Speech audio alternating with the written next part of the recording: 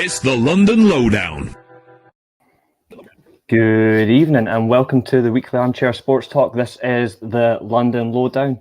My name's Reece and this is William. Tonight we will be talking about Arsenal. William, how are you this evening? I'm not too bad. I'm relaxing. It's my one of my 2 days off from work, so actually get a bit of self-time to do anything except for work, which has been mental recently, including getting all my kind of football fix back into the knowledge of what's been happening. Not bad. And I'm just going to quickly pop into the comments just before we're doing, so I can see the moment we've got Keane just giving me a nice comment there. Thank you. Giving me the privilege to host the London Lowdown. This is going to be very interesting. Good evening to Victoria's Secrets and also good evening to Rich. Hope you're all well this evening. So, William, Arsenal. Okay, so I'm going to divulge into a few things. So, first off, last season, finished 8th in the league, I believe. You won the Community Shield at the start of the season, which was quite an interesting result. But on the back of that, things didn't exactly turn out so well for Arsenal. So I just want to get your opinion on last season. Where do you believe Arteta may have got things right and may have got things a bit off throughout the season? Just from your perspective. Last season was definitely a tough enough season to watch being an Arsenal fan. Obviously, you start off with the curtain jerker being the Community Shield, and we won that. Happy days. It's a piece of silverware. It's not a trophy. Nobody ever includes it into the trophy debates. It's not a trophy, but it's still one more piece of silverware than many other teams like Tottenham got. At the end of the day, then you start off the season. It was hit and miss. It wasn't the worst start, but it wasn't a good start you look at our first 6 games, we had like 3 wins, 3 losses. We were like, right, okay, can we improve? We get to November, we finally beat Man United. It's like, yes, this will kick us on. And then we go 9 games without winning. Now, obviously that just fucked up our entire season. You looked at it, we were 14 games in, we had 14 points. People were putting us in relegation talk, which even some of our own fans were like, right, just this season's over. Let's not get relegated. We're going to have a shocker of a season. And then we got to Boxing Day where we kicked on. The reason why it was so bad was at the very start of the season, we had continued on playing with our 5 at the back system. And then about 4 or 5 games in, we started changing into the 4-2-3-1 that we're now more known as playing. But the problem was we didn't have a 10. Obviously, everyone knows about the Mesut Ozil situation. Some fans were like, oh, why did you leave him out of the squad at all? Like, you need that number 10 focal point. And then other people were like, no, he isn't good for the club, which I was partly a member of that. I was happy enough that he wasn't in. His time was up. He wasn't up to Premier League standard. Would he have done a job in some of them games? Yeah, we might have gotten 5 or 6 more points in the season if he played. But he also could have cost us in some of the games where we got a draw, say against Leeds, where we would have been outwork rated by them. Then against Chelsea, Emile Smith-Rowe finally came into the side. We had a natural number 10 with bags of ability, bags of potential. That he just changed the team, and it created more space for all of the attackers to just contribute. And we scored a few more goals, I'm pretty sure. And you slowly but surely saw the results start to come in a lot more. Because you look at since December, like we were the second best team on form. However, you look at the whole season, we're the 8th best team in the Premier League last season. We're shocking, really. But look, there's positives to taking it. There's negatives to taking it. Should Arteta be our manager? No, he should have been sacked at that December period. I stand by that he shouldn't have continued on. However, he was given the chance, and does he deserve to be sacked right now? No. He deserves, for what he's done since December, to take the reins, move forward, bring in the players that they have to bring in, and they have to really get rid of some of the players that we have to get rid of now, which I'm sure we'll go on to later on. Absolutely. And just on the grounds of your squad, I've got some very good young players in there. You've mentioned Smith Rowe. I think he's a very good attacking midfielder. Could be a bit more going forward, attacking wise. I think he has a little bit limited to his game. But to be fair, I'll bring up a comment which I think is spot on. Ankit from here has mentioned Rowe a bit inconsistent because of his age. Said they chose both our games to turn up. Yeah, he wiped the floor with Chelsea, to be honest. He was excellent in those two games. But to be fair, it's a very good comment in terms of due to his age. He's 19 years old, a bit inconsistent. It's not going to be there from the get-go. Like, there's some players that take to the league by storm. There's some that don't. But you've also got a few other good players in there, like Martinelli. You've got Balogun. Kieran Tierney's an obvious example. You've also got who I think has been outstanding for you guys, Bukayo Saka, probably your best young talent. On the grounds of Saka, where do you think he's going to go in terms of the season? Because I think he's going to just go even higher now. He's had a brilliant summer as well. So yeah, honestly, you just keep on seeing them, and it's like anyone that ever doubts him, you never see the argument stand up for so long because he just keeps on, pushing on, getting better season after season. Now, obviously, we know with the summer that he's had, like everyone was saying, he shouldn't have even made the England squad. And I'm positive that he wouldn't have actually made the England squad if it wasn't for a Mason Greenwood injury. I'm sure Greenwood would have gotten in there ahead of him to offer a different option.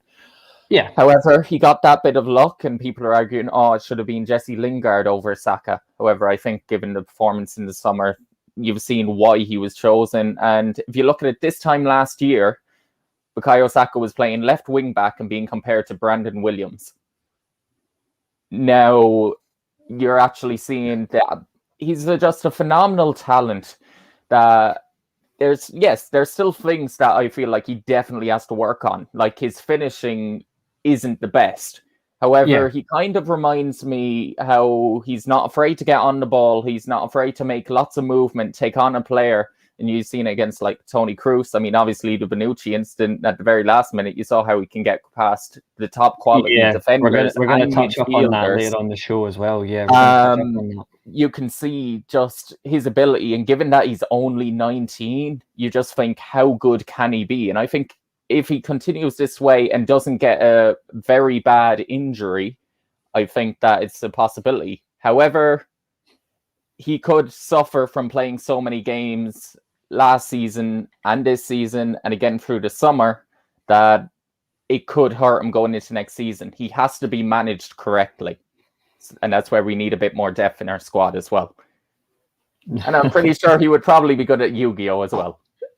Yeah, I was kind of expecting something like that to turn up, but It's Evan, Chelsea fan. Like he'll find a way to put it in.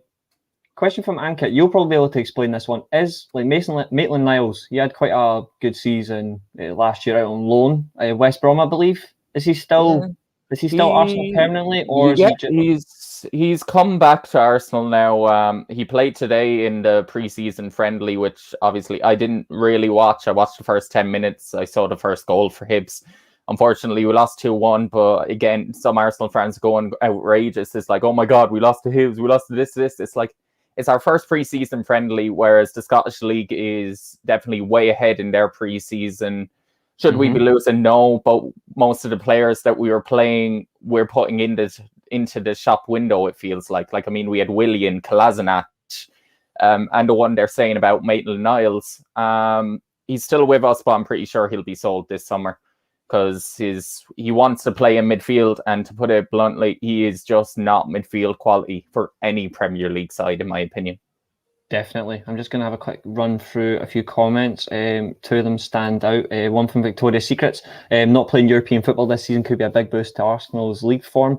I'll ask Williams my response on that to my response in a second, but all I'm going to say is there is a possibility that it could benefit Arsenal's league form, but it depends on a few things. One, Arteta going into the season, will he improve the team shape, the formation? Will he be more tactically astute? Will he show more in terms of going forward? But also, I think another thing as well is it depends on who Arsenal bring in during the summer, because frankly, you can say no European football can improve Arsenal's league position, but looking from a position where obviously I don't support Arsenal, I'm a Man United fan, but I'm still going to discuss it. it can happen, but it doesn't always happen. But what's your view on that? Could no European football benefit Arsenal, or do you think similar to myself? What do you think? I think it depends on when the European football happens. I had a look at the fixtures, and I think we actually are playing a few teams that are playing in Europe around the time that they're playing against. They will be playing teams that have played a midweek fixture, and then will have to play us. So that will benefit us, but it can help us in some ways in regards to fitness. They can focus just purely on the league and one of the cups to go in on it. But at the same time, it also means, like, if we didn't have the Europa League last year, we wouldn't have helped Saka get as many minutes. Smith Rowe wouldn't have gotten as many chances. So we won't actually be able to see the potential of some of our more fringe players actually get more of a chance, and there might be a bit more of a hesitancy to actually play them in the Premier League. That's where it's a real shame about missing European football, regardless if it's the Europa League, the Europa Conference League, any of these. It just still gives you a chance to play some of your fringe players and improve them and get more game time into their legs. So could it help us in the league? Yes. Should it? Yes. But will it? That's the question that remains to be seen. Yeah. I'm just going to bring up one more comment before I move on, because I do have a question I want to ask you, which I think it might pick your brain a bit. We'll find out. But we all saw, I think pretty much everyone in here, everyone in the live chat as well, we all watched the European Championship finals. It did go down to penalties. Italy did win. The penalty shootout did have a detrimental effect, not because of England losing the final, but what happened after the game, the situation regarding Bukayo Saka, etc. From a Man United perspective, I'm also going to say Marcus Rashford, but I do agree with the comment here by Rach in terms of I hope it doesn't affect him negatively in terms of Bukayo Saka. So obviously he's a 19-year-old. You saw exactly what happened after the game. Like, it did not help him at all, and it was unfortunate the circumstance that he's received a lot of racist abuse that we don't condone anywhere. If you do see any racist abuse, honestly, report it, block it, anything you can. It definitely cannot be accepted. But in terms of, like, I'm going to ask you a similar question on the bounce of this comment, William. This is what I'm going to ask you. In terms of Bukayo Saka, 19 years old, he's playing in a major European tournament at his age. Some players handle it very well, some players don't. In terms of the fact that he's missed this penalty, do you think it's going to have an impact on him that could be significant, or do you think it'll actually motivate him? What do you think will happen of this? I think he'll have a few days at this start where he's really down, and just, you're going to be really depressed over what's happened, obviously. But he will have seen the outcry of support, as will all three of them, Marcus Rashford, Jadon Sancho, and Bukayo, Definitely. obviously. They'll have seen the outpour of support, and I do feel like they will kick on using this. And in regards to it, being a major competition, I remember, I believe, isn't it 2004 European finals, a young Cristiano Ronaldo crying at the end of the Euros because Portugal lost to Greece. I mean, you look at these moments, all the top players have had heartbreak throughout their career, and they're able to harness it in a way that will be able to kick on. They will use that and be like, no, I'm not getting in this position again. What can I do better? Can I have a bit more composure here? Can I stick it into the top corner? And you know how bad that feeling is. And it's just a moment of hunger that I feel Bukayo will use that, because it's not even using the hunger. I feel like he will feel all the support from his teammates once he goes back to training. That first game of the season, I wouldn't be surprised to see his name sang by both supporters before the game, if you get me, because it's been in Brentford in London, in the sense that I feel they will really try and they'll obviously won't want him to play well, the Brentford fans, but they'll want to know that he's supported and adored by the majority of the English population now. God bless him. Which I find so shocking, given that no Arsenal player has ever been a media darling.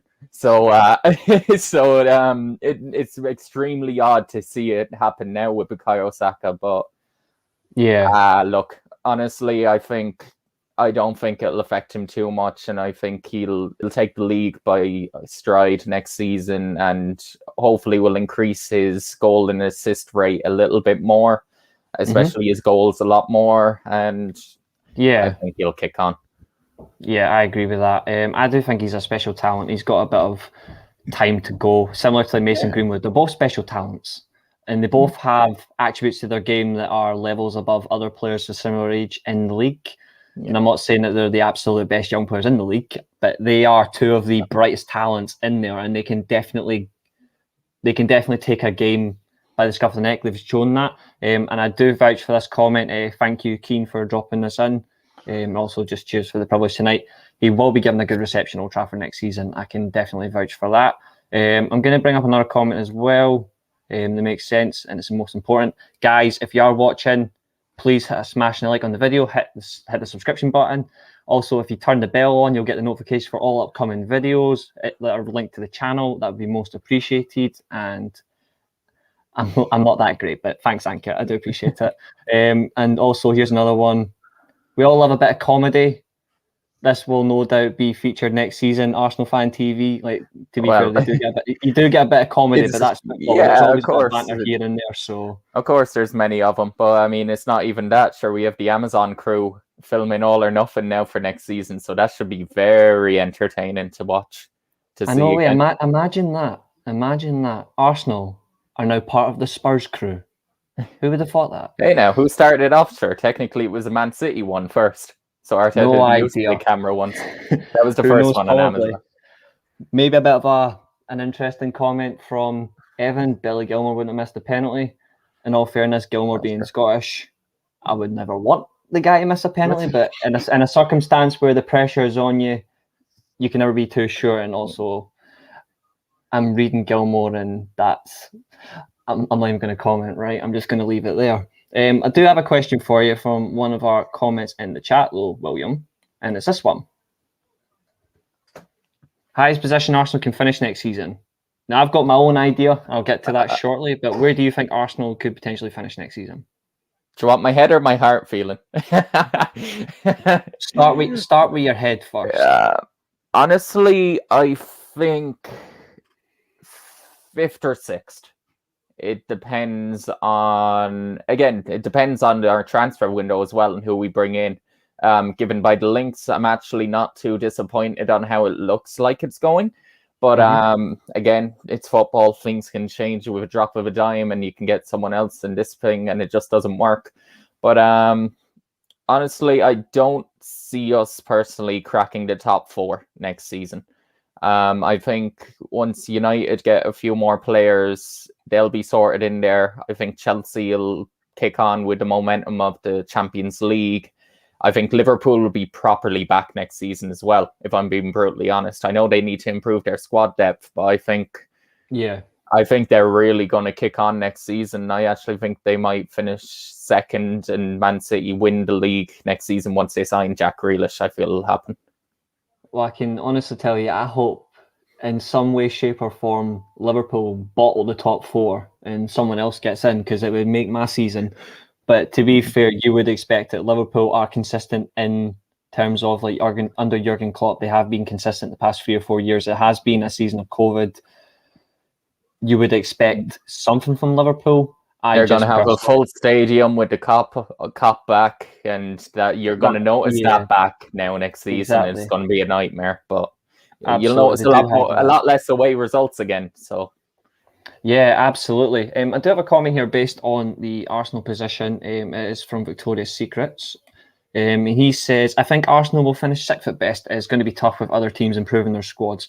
I do agree, and I'm sure William, based on his comments, he also would agree on that. In terms of getting into the top 6, team that I'm wondering about dropping out would be it's the same every season. You just wonder about Leicester. It's right. How are they going to kick on? How are their new signings going to go? Don't get me wrong, their recruitment has been top notch year after year after year.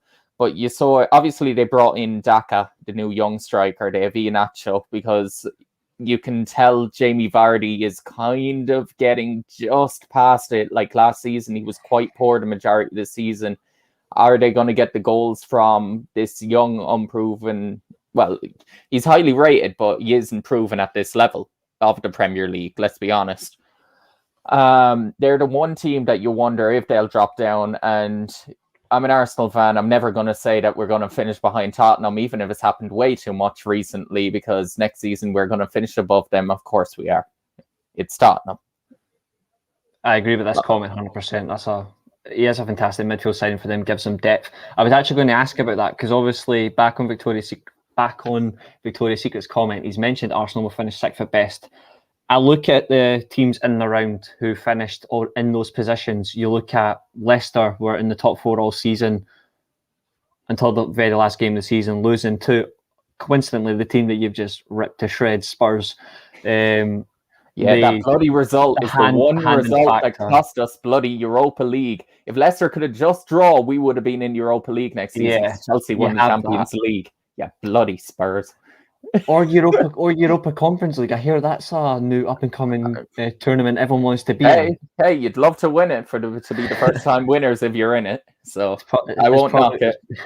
The final will probably be something controversial. We all know that. But you look at West Ham, consistent the second half of the season. Jesse Lingard on loan for them was absolutely phenomenal. The only thing for them is Mikel Antonio is their only recognised centre forward. For me, that's a problem for West Ham. But obviously, if on the back of a West Ham fan's perspective, they'll probably say maybe they only need the one, but because they've got such a good. Rice gets sold. Exactly, that's another thing as well. Like, that would be a big loss for them. But you look at teams around there as well. I think another crucial one. Look at it is Aston Villa. I know they were slightly low down the league, but they were up there for quite a while. The signings they've made. We've yet to find out what's going to happen with Jack Grealish. Is he going to stay? Is he going to go?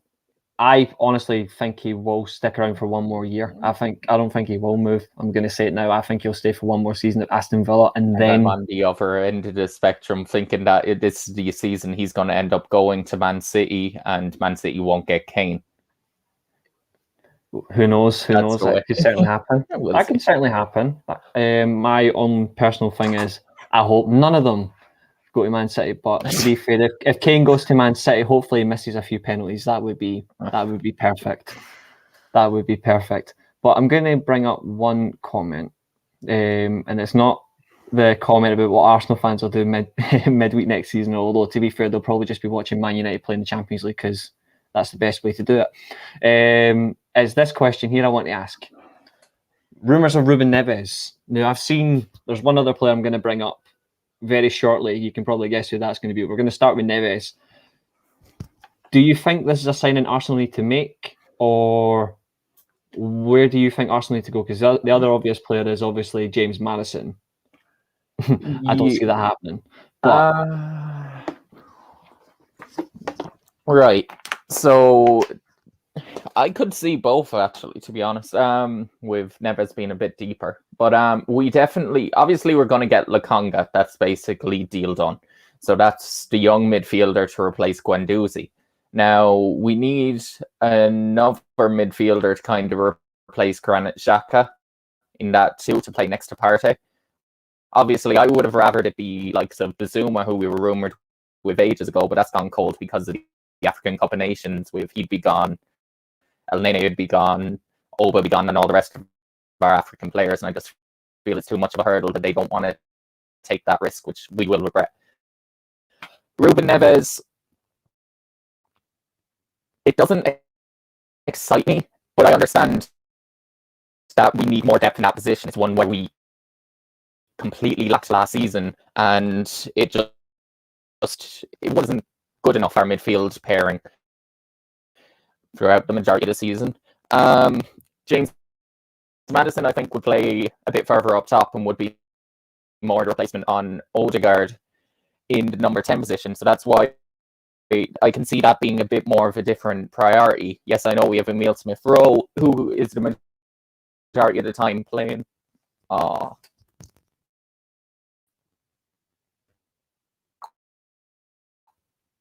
just going to refresh.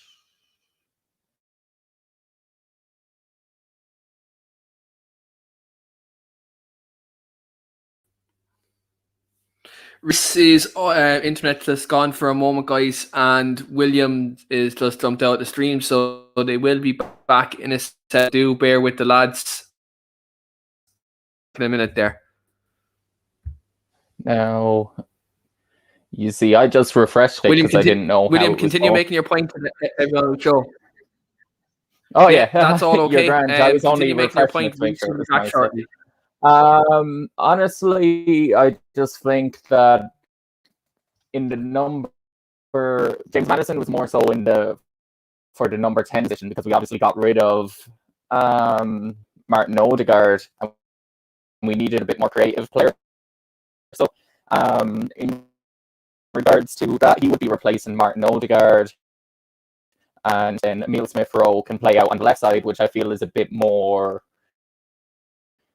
imbalanced in type of our play, because when you look at our team on the left wing, you've only got like Martinelli, who I see more like a striker. You've got Aubameyang, who is a striker that plays there.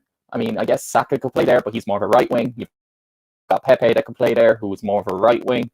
We're very imbalanced in terms of that side. Let's see. Grand. Yeah, right. What three? I may as well go on to the question there. What three positions do Arsenal need improving in most? Yeah, so definitely the centre of midfield.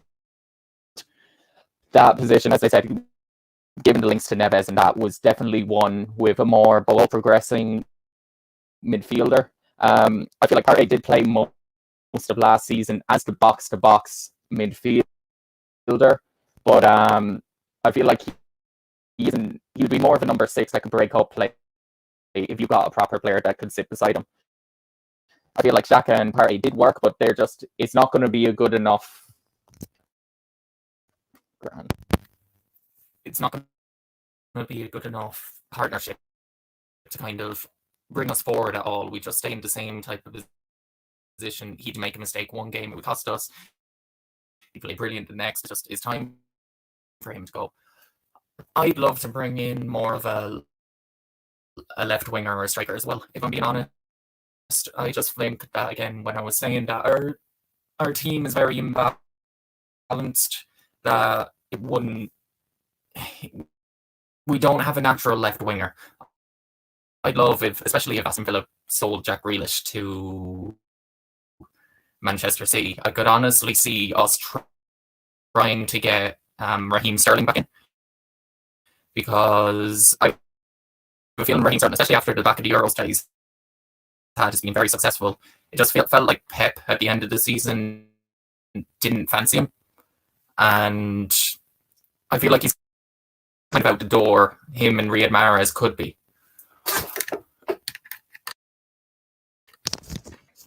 So honestly, I would love. Honestly, I would love to have someone like Raheem Sterling on the left wing. And then other than that, I mean, I suppose I'd love Maddison in the attacking midfield. And obviously, I'd like to bring in another centre-back. Like, I'd love to bring in Ben White, who we're linked with, and I feel will get over the line. I feel like he will be a very good sign for us, because he's a very quality ball-playing defender. Now, I know some people will complain about the price of him being very expensive. However, the way I look at it is he's only going to improve. I feel like his price will only get bigger and bigger as the year goes on. And yeah, I think it'll be a good signing. Thoughts on Saliba going out on loan again? Yeah. Sorry guys, my internet completely cut me out, so I've had to switch to the mobile data. So I've connected my mobile data to my laptop. My internet hates me. Scottish Wi-Fi, don't invest. Don't invest, you're better off. But that's what the problem was. So it's not anyone else's fault, it's completely mine. My Wi-Fi is... But we'll leave it at that, right? So I believe we were talking about Arsenal's signings and where we're looking at. You mentioned the deeper play of Ruben Neves, which I think is a smart move. But in terms of the midfield, is it Ruben Neves on his own, or do you think Arsenal need more than one midfield signing, or do you think one's enough? Yeah, kind of what I was saying then when you went off. I feel like we need that another deep lying midfielder like the Ruben Neves or like Bazuma to create a partnership with Partey so that we have a bit more depth. And then I feel like we do need an attacking midfielder like the James Maddison that we are linked with, so that if Emile Smith-Rowe got injured, we're not relying on. Don't get me wrong, I know Saka could fill in that role and play very well, but we have a natural cam to replace him because right now it is only him.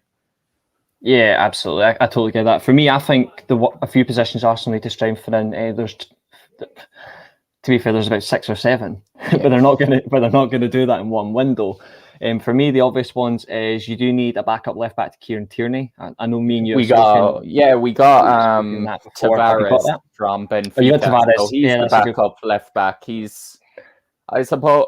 I don't know if he's a good signing because I just remembered that when Arsenal played against Tavares, I know we kind of need a right back, but I don't think we will now. Yeah. But he was the backup left back for Benfica, who came on in like the last 10 minutes against Arsenal and then dropped too much off of Saka, which gave us the goal to go through in the last few minutes. So that worries me a little bit because that was against us and Premier League quality is us. But he's only going to be. Hopefully, he's only going to be back up for and only play a few games, and hopefully Tierney can actually stay fit for the majority of the season. Absolutely. Backup right back was the one I was thinking of. You do centre back's something you need to look at. For me, though, you do need. For me, the one position I feel you are a bit weak in. I'll be interested to get your opinion. I think he's weak up front. And I think you're weak in midfield. And the reason I say you're weak up front is because Aubameyang, he's not what he used to be. I think he's getting to the point where maybe he is getting to the end of it, where he's on such big money. Is he worth keeping as the investment? And Lacazette, he has moments where he can turn up the league with goals, but there's also times where he goes missing, and I don't know if that can be trusted upon. What's your thoughts on that?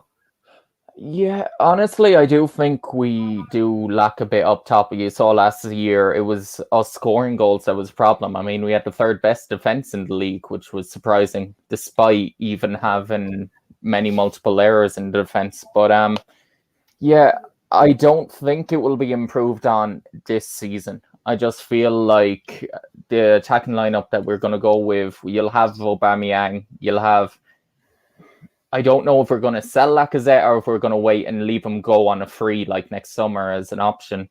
But you're going to have Martinelli and Balogun as well waiting in the wings to get a few game time in case they're decent options that I feel like we're going to give a chance to this season and see how it goes. What I was saying earlier is I'm a bit worried about the left wing a bit more than the striker because I feel like we have no natural left wingers when you look to the team. Because, I mean, Martinelli played out there, right? So that was fine. He doesn't look comfortable. I don't know. I've seen him as more of a striker, but then when he played as a striker, I saw him more as the left winger. I feel like he needs to just choose one and be properly trained in kind of that area, and he needs to be given more time. Because he definitely he used to be a very ruthless finisher before he got his injuries, but we'll see how he bounces back from that next season. I mean, you had Martinelli, right? Saka's more of a right winger. Pepe's more of a right winger. We play Emile Smith-Rowe out there, who's a cam.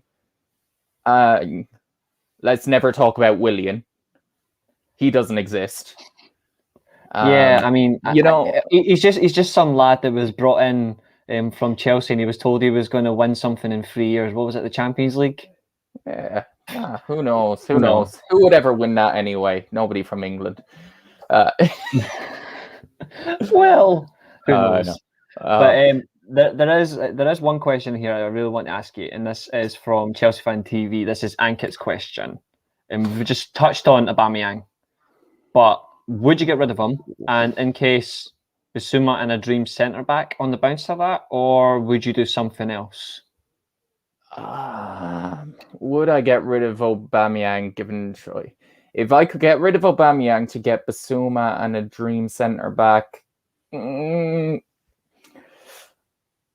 I don't know. I don't think I would. I've the belief that Aubameyang will kick on a little bit more next season than he did this season. He had a very horrid season in the sense that he was he was an easy scapegoat online because he wasn't performing. How everyone just saw the new big contract, which you have to live up to, but along with loads of rumors, people saying that he was gay when his mother was sick, he got malaria, all this COVID situation. He had a very, very tough year. And I think as the club captain, which again, a role he probably shouldn't have, he should be one of them, but he shouldn't be the main one. But I think we've got to kind of back him for like one more season and hope that without the European football, the fact that he can just focus on the Premier League, that he can pick up his form again. Now, if he doesn't perform this season, then I think he's definitely either got to go or make way to the bench. And if he's not performing, then he's definitely got to make way for the bench. Like it has to be dog eat dog in the club this day, and you've got to be fighting for your place, and you've got to perform this season because there is no excuses. Yep, I'm just looking at the comments.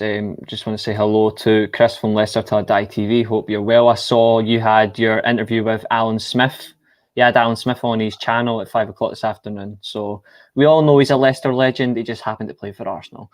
But there is one thing there's a few comments I want you to get your mind on. This is one of them.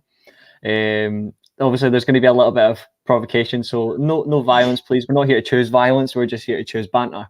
But obviously, Evan's saying Chelsea players go to Arsenal to retire. Arsenal players go to Chelsea to win trophies. Well, I'm not even going to get into that, but that is actually quite funny. But here is a question, though. This is from Keane, and I actually think it's an interesting one. Would you take Martial? Honestly, no. I don't think I would. I don't think he's the type of quality that we want to get to. I think it would be a very sideways move, and that would only project us up, say, 2 more places from 8 maximum. We could only get to 6th, and it wouldn't be very long term. Plus, he's very injury prone, which, knowing him, he'd go to Arsenal, it would get even more injury prone because we've a history with our players and injuries. We saw that from a Man United to Arsenal perspective. We saw it from Danny Welbeck as well. I mean, look, he would have good moments, but I just don't think.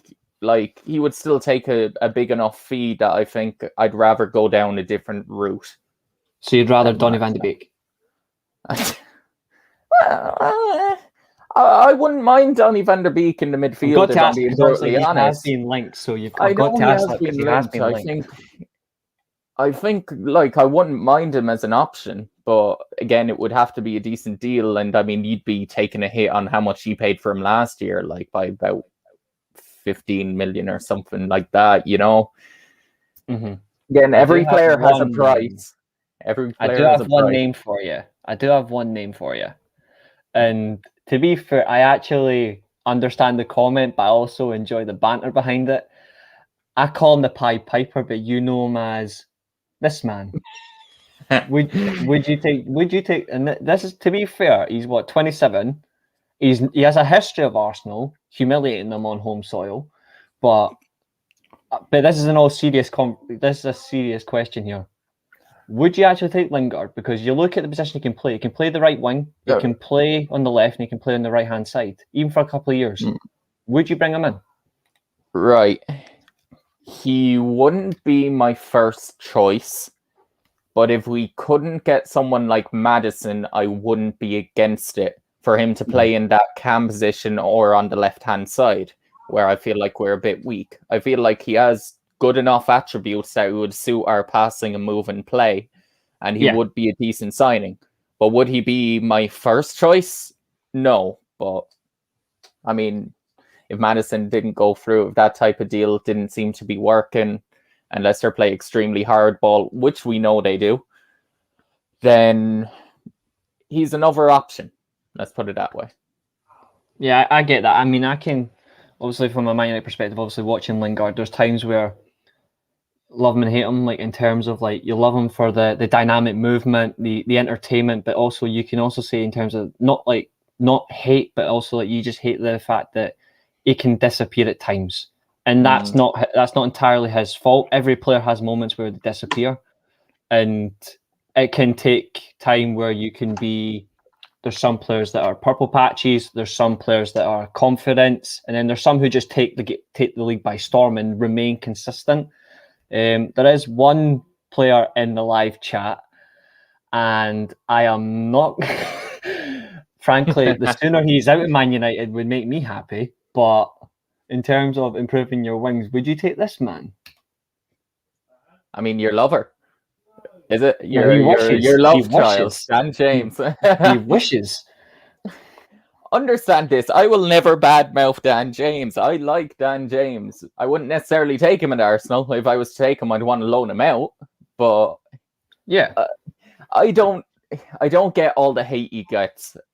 I saw in the Euros that he may not be Man United quality, but he was definitely their third best player after Gareth Bale and Aaron Ramsey. And given that they play for the likes of Tottenham, they play for Juventus at the top level, and he was kind of hanging at that level, but not quite.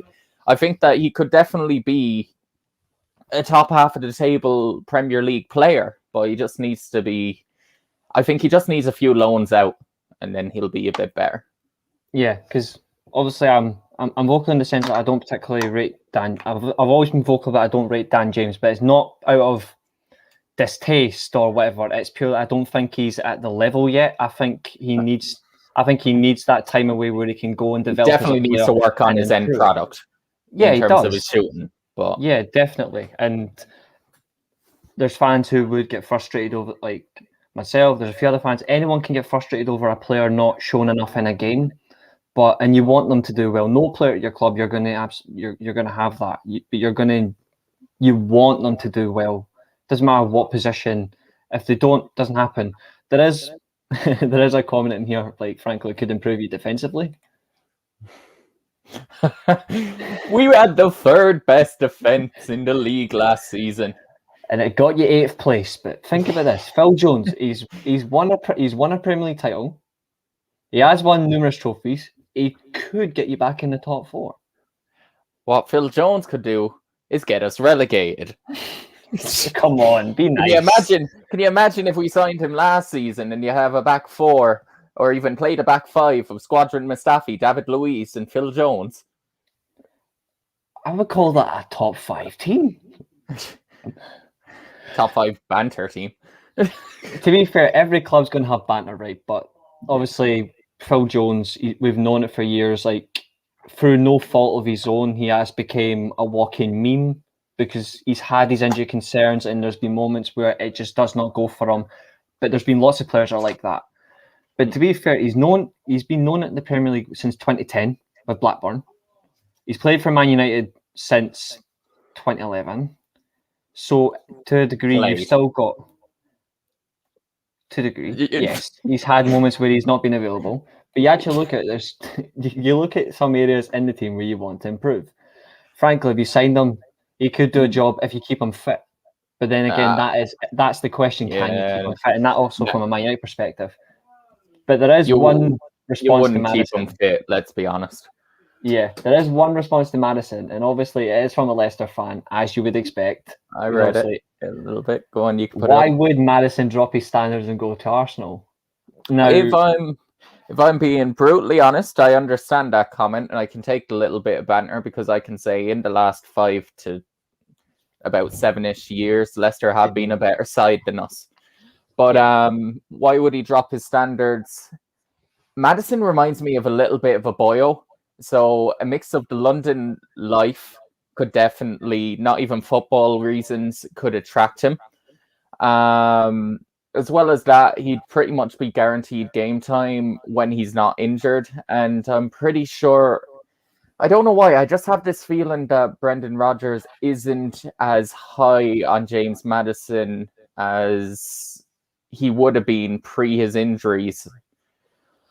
I don't know. Maybe I'm getting that completely wrong. I'm sure your lads at Leicester till I die would know a bit more. But I feel like he just might feel like he wants to move on. And Arsenal historically are known as a bigger team than Leicester, even though Leicester are currently a better team. Yeah, because you're gonna get that obviously, like in terms of the Premier League and English football success. In terms of that, it's Man United out at the top. You've got Liverpool, and then in terms of success, you've got Arsenal. So there is going to be a question of how long can you last on the name of just being a big club, and in terms of attracting players, because every club's going to have this, where you're going to have moments where you can't attract a certain player, and then you look elsewhere. But it depends on the club. But now you look at Arsenal, where the past 2 seasons, you can correct me on this, you finished 8th both seasons under Arteta. It's going to get to the point where, is he able to attract certain players that are going to improve your team? And are you going to have to look around the likes of Brentford to make a signing? Are you going to have to look around the likes of, I don't know, maybe Wolves? You're going to have to look at these teams as well, because you may not be able to attract certain talent from Europe because you don't have European football. And there's some players who are going to say, okay, Arsenal are a big club. They've got a great history. But you're not in the Champions League. You're not in the Europa League. Why should I? You're going to have to offer them big wages. Yeah. And that's not a smart decision in football either, because you can give a player massive wages and then they end up being a flop. That's money wasted, where you could have got someone who's already familiar in the league that's like 20, 30 million less than that. But in terms of Arsenal, how long do you honestly reckon Arteta, and this is not in terms of Arteta getting sacked, this is in terms of how long Arteta can attract a certain player whilst at Arsenal? Like, do you think he has that full year of he can bring someone in, or do you think it's very, very slim? There's some. I feel like definitely our star power has faded an awful lot in the last 3 or 4 years. We could still get certain players, but you even look at the profile now that it's gone. In regard to that comment there, that's understandable. However, I like to think that Maddison will be the one to move, and he won't actually let Tielemans go to Liverpool, because please don't improve Liverpool on that. Exactly. Because that would be a scary signing for him. Exactly. Brendan Rodgers, have you ever watched this show? I'm telling you now. And there's something about it. There's something that I can imagine that Arsenal would pay a lot more for Maddison than Liverpool would be willing to pay for Tielemans. I have a feeling that you can play us a lot more than you can play them, unfortunately, that we can get played in the transfer market. You look at our selling, we sell too low and we buy too high. Our negotiations have been terrible recently. From what I've seen, he's valued. Chris might be able to correct me because I know he is a Leicester fan, but from what I've seen in current reports, Leicester have valued James Maddison at 60 million. Now, we've all seen, and I'm going to allude back to a transfer in particular, and obviously this one always gets brought up as a little bit of a joke, but it's also in terms of he's now shown he's shown his quality at Arsenal. I look back to the saga leading up to Pepe getting signed. And the reason I'm bringing that up is obviously I remember quite clearly Arsenal said they didn't have the funds going in. Complete mind games. They caught us all by surprise. Next thing you know, bang, 72 million, in comes Pepe. Yeah. Will Arsenal actually invest the money to go and get a James Maddison, or will they look to a similar player for less value, or will they just go, you know what, we've got Smith Rowe, we're just going to put complete faith in the young lad and we'll see what happens? I honestly think we would actually go all out for him. I think we would pay 60 million. If I'm being honest, I wouldn't be surprised to tell it. I wouldn't be surprised if we were to pay actually 70 odd million for him. Whether or not he's worth that is a different one. I just think we need that one marquee signing to keep the fans happy, because the fans are still extremely pissed off over, as United fans would be, the European Super League and the owners. So they've a massive amount of work to do. And yeah, we've got Lokonga, good, nice little bit of backup. We got Who did you sign him from? That's the first I've heard that. Lokonga is from Anderlecht. He's apparently, look, I'm not going to be brutally honest, big him up. I don't watch the Belgian league. I've seen his stats. They look great. Stats can be deceiving. We'll have to see by the natural eye test and how he adjusts to the Premier League and everything like that. I think we do need one marquee signing, and we'll go for one.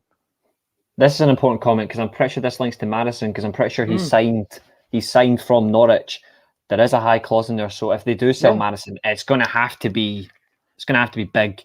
I can And we've all imagine, seen. I'm being we've all brutally seen honest, I Madison can done. imagine us putting in like a 75 or 80 million bid for Madison. I don't know why, I can just see that type of thing happening. And if that Yeah. doesn't happen, then we'd go after, I have a feeling that we will try and go for Raheem Sterling if Jack Grealish goes to Man City.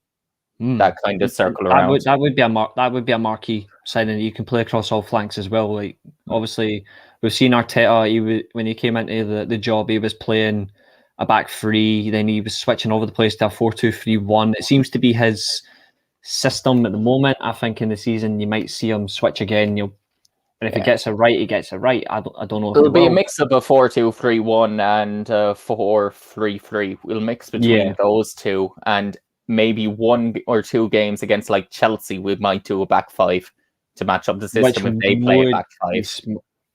Which would be smart. But if you look at the names you've mentioned here, you mentioned Raheem Sterling, which would be a smart signing if you play a 4-2-3-1. He's played there for England in the national team. He's played there. You mentioned obviously going to a 4-3-3. You could play him as a left winger instead of a left midfielder, as a midfield in a front four. So he's got that coverage. But you can also play him through the middle if you were to move on Aubameyang or Lacazette. He's done that before. He's played in the middle for City. He's not particularly a great central player though, but he's great cutting in. Like, I can give him that comment. But obviously there's 2 comments here on the bounce of it from Chris, and I'll get to Ankit's comment in a second. You've either got the one option, 80 million, get it done, or the one that we know for a fact, I know what you're going to say to this one. I know your answer. I love Willock. I can't help it. He's one of those that I just, don't get me wrong, he's hit and miss, but I do think he can be a very, very good quality in the Premier League. I mean, you saw it last time at Newcastle, but I have a feeling we're going to drop the ball and let him go, and he'll be like a Serge Gnabry. So, on the bounce of that, got a question for you. We'll get this one because funnily enough, I was saying to Keane the other day, and I was like, I've got one question for you, and I want to proper get your opinion on it, and we're going to see how you react. Arsenal make a marquee signing as an attacking midfield position, so you mentioned Maddison, or go with Willock with Smith Rowe as his backup. I said this before, but with that one, then you'd need the marquee signing of a left winger, like someone like the Sterling. You'd need something like that. And I know someone like the Chelsea fan there, RC Brian, saying Sterling to Arsenal, why would he go? Again, with Pep Guardiola not being very high on him, he might want to be guaranteed game time. We would completely guarantee he'd be one of the first names into the team sheet. Also, he's worked under Arteta before. The one way I can see that if not going is I can see a team with Champions League football, maybe even like a Borussia Dortmund, going for him if he becomes available as like a Sancho replacement. That is a possibility. That is a possibility. From what I've seen, and you can correct me on this, but from what I've heard, Odegaard has ruled out returning to Arsenal. Yeah, as far as I can tell, he's pretty much guaranteed to be staying at Real Madrid next season. Look, if anything happens with that, it will be very, very, very like transfer deadline day. If Real Madrid realise that, look, we need to get even more of these players out because we need someone in. That's the only chance. But I'd say it's about a 2 out of 10 opportunity. Yeah, I'm going to move on to another one for you. Just a little wee like fun question for you. So you've got, can you give you 3 options in terms of, so it's going to be 3 in, 3 out. And what I want you to do here is like not be too optimistic, but maybe a little bit of optimism, a little bit of realism in there in terms of Arsenal's budget over the past couple of years, recent positions, 3 in, 3 out. Who would you sell or loan? That is an option. And who would you bring in? Yeah. Interesting. Well, selling. It doesn't matter how much the price. There's 2 names on that team sheet that are the first 2 to get the hell out of my club. Kolasinac and Willian. They can even go on a free. I don't care. They can both go. They're Fair just shouts, yeah. They haven't particularly delivered at Arsenal, so I do see where you're coming from. Their time is to go. Realistically, look, I could cop out and say Xhaka is an obvious option that I think he should go. I also think that Maitland-Niles should go. But honestly, because it comes back to a question earlier, I'm not against what's probably going to happen now, and he seems like he is on his way on loan, with William Saliba being loaned, ironically. Oh, really? Yeah. I also think he'd be a good. I think Saliba and Gabriel. I think overall that's your best partnership for the long term. Like long term, at the immediate, I think you need a little bit more. I think. Look, I would have rathered him be loaned to a Premier League side to get used to the Premier League, but he still has some things defensively that he needs to improve on, like his aerial ability and his ability not to switch off too much. That if he came into the Premier League now, I feel like he could get caught out. Does he have the potential to be good? Then we'll see. And then bring it in. I just want Basuma so much, if I'm being brutally honest. He'd be one of the ones that I most want, because I can imagine him next to Partey as a double pivot would just be... It would give you a lot of... It would give you so much. It would give you energy, which you've lacked over the years. It gives you dynamism, which I think Arsenal players should have. It also gives you power, which was renowned. Like Arsenal's early teams under Arsene Wenger, it was filled with energetic, dynamic midfielders that could bully you, but also had the quality. Basuma does have a little bit of quality. I'm not a particularly big fan of him, but it's not, and it's not because I'm not a particularly big fan of him because I don't rate him. I'm not a particularly big fan of him because I haven't watched enough of him to say I rate him enough. I've only watched him a handful of times, so I can't really comment on him. But I know he is a favourite amongst Arsenal fans. That they want him, and I can understand why. Look, it's just him and his connection as well with... He's played with not Thomas Partey. He's played with Nicolas Pepe. He's also played with Gabriel. You know, you'd have three players that will have played together in the past a little bit, so they will already have the start of a partnership type thing dealt with. That they won't have to fully get used to each other and can hit the ground running a bit quicker, you'd hope. And then for another two, I actually really do want Ben White. Even if it costs 50 million, I'd take it. I'd do it, and I would push on with that signing, because I think he will be a very, very good Arsenal centre-back and offer something different to the rest of what the Arsenal centre-backs can play in regards to his ability on the ball, basically. I mean, you saw when David Luiz came in last season, his ability to hit passes here, there, and everywhere just offered us something different. And look, I know I've forgotten his name, even though I was just talking about him. Ben White doesn't have necessarily the passing ability of David Luiz. Not many players do in centre-back that I've ever really seen. True. But if you can just get it moving, because Gabriel's passing ability is one thing that needed to get worked on last season. So it could at least give us a bit more positive when playing out from the back. Yeah. So we've got Basuma the dream, Ben White the dream at this stage. I can understand why. And look, I mean, choice? It'd probably be a left winger, and if I'm going more realistic than say Sterling, because that's the way, let's just say it's out of our budget range and out of that. I'd love a player that unfortunately Tottenham are now being linked with, going back to his old manager, Daniel Podence. Because he is one of the brightest sparks in terms of that left wing position, playing out on that left, that I've seen in a long time. Any game that he seemed to play that I watched from Wolves, it was like, damn, he's got ability to be one of the top players in the league if he went to a proper club. Now, necessarily, I mean, I know now rival fans will joke and say, yeah, but he'd be going to Arsenal. That's not a proper club, like in the top sides. But I honestly think he has the ability to play at that top level. I think he certainly has a chance. Yeah, I certainly do. Quick question here from Victoria's Secrets. Thomas Partey, quite an interesting sign into last season. He did have some injury problems, unfortunately, but he was a very interesting signing from Atletico Madrid. Based on that first season alone, from what he was available for, how would you rate him?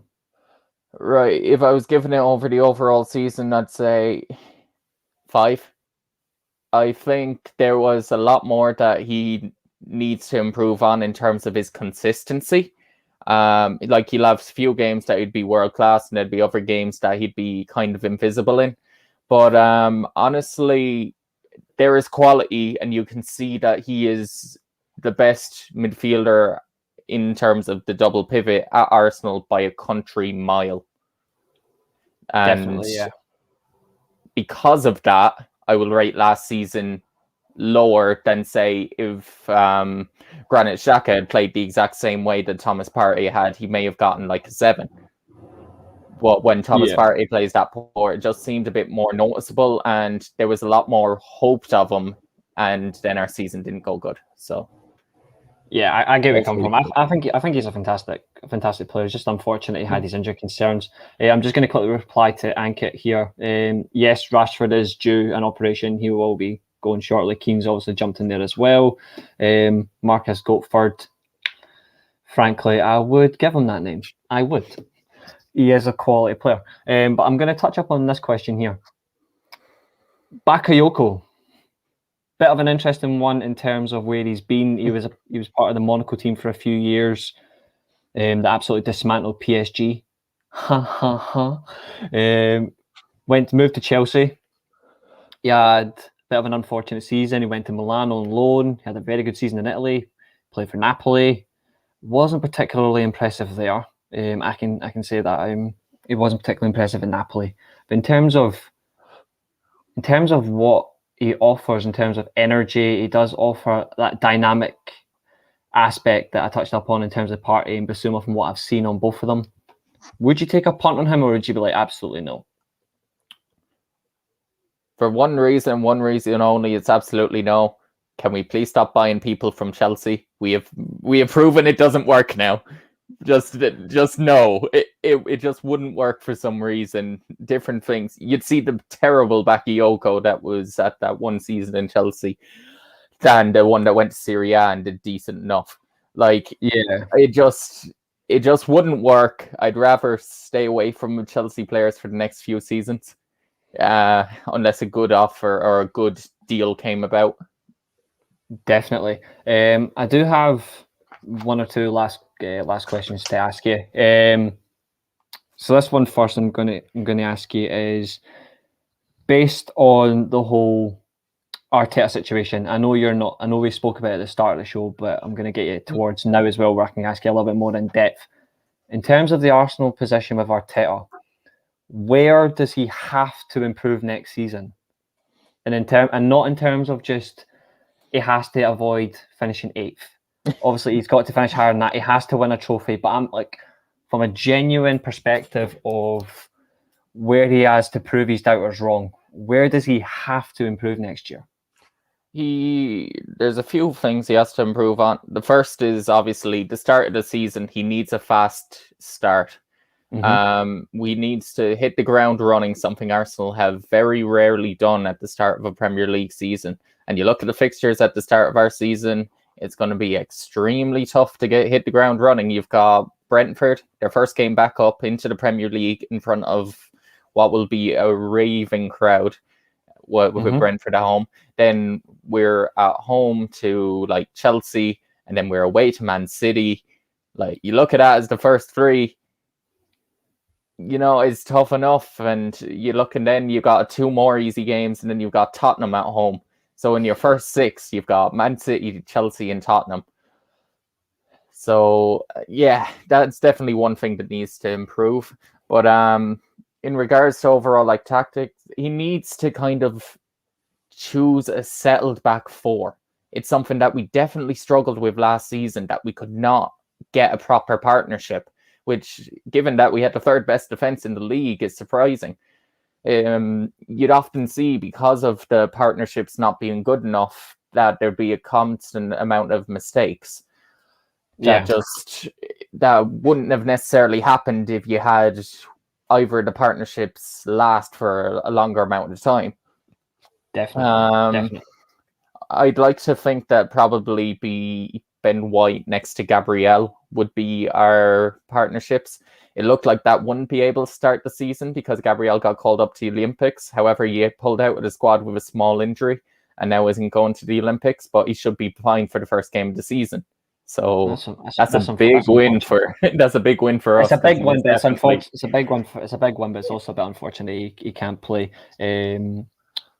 Got one last comment, one last question, but before we wrap up the show tonight, which has been outstanding. This question here, though, from Keane. Calvin Phillips. Now, obviously, he's had a very interesting Euros. Maybe one of the star performers for England in terms of playing in the double pivot. He was very impressive leading up to the tournament and throughout. He had a very interesting season under Marcelo Bielsa at Leeds. Would he be an ideal signing for Arsenal next year? And if so, why? Yeah, honestly, in the same way that we were looking at, say, Ruben Neves or someone like that, I think Calvin Phillips would definitely run in that role very, very well next to Thomas Partey. I think that Thomas Partey could be the one that sits a bit more, with Calvin Phillips being able to sit, but also being able to play a bit more of the box-to-box like he did next to Declan Rice. And you saw in some of the games during the Euros that he was very quality. I remember the very first game against Croatia, his assist to Sterling was a solid piece of play by him through breaking the lines. Yeah. I would definitely take him, but do I think we'll go in for him? No chance. But obviously he was the first person to console Saka after the penalty miss as well, which Arsenal fans will love him for that anyway. Yeah, I totally get where you're coming from. And my last question of the show this evening to yourselves is based on where Arsenal have strengthened so far. So obviously they've signed Lukonga. Haven't got a clue who he is, so I can't comment on him. But you've signed Tavares, so that's a left back being strengthened. In terms of Arsenal next, where do they sign next? And if you were to take a hunch on that position, who would that potential signing be, do you reckon? So even though I say Lukonga's done, it's not been officially announced, but it will be by the end of the week. But that's where it's that one. Honestly, I think our next signing will be Ben White. I think that with the personal terms being agreed, that one will be that next one. Then I think we'll end up getting a centre mid after that, someone like the Ruben Neves or maybe a complete shock that none of us could have even thought of. We'll get another that Ruben Neves be like a smokescreen, or Bazuma being a smokescreen, that we'd be like, oh, okay. Maybe someone even like a Renato Sanchez or something like that. That'll just pop out of the blue. I think that'll be the centre mid. And then we'll get one off a cam or a left winger, and that'll be the transfer window done. Yeah, I think that realistically, signings wise, that'd be very good in terms of Arsenal going for also in terms of the short term, but the long term as well. But they do need the long term positions, particularly in midfield, left wing, right back as well. We've touched on this evening, centre back. I do think we need a right back, but I don't think we'll necessarily get one. I think you'll have Cedric that'll play there. You'll have Callum Chambers will be the starting right back. I think even like Ben White can play there if he has to. I think we have enough options there that we need to improve in other areas first, but I think it will cost us in the long term. Yeah. I did actually have one more question. This is the last one. This is the proper last question. Goalkeeper. Now, obviously, this is where it's going to get a little bit interesting. So, obviously, Arsenal fans, in terms of the season, they wanted Leno to go and they wanted Martinez to stay. There were some fans that wanted Martinez to go and Leno to stay.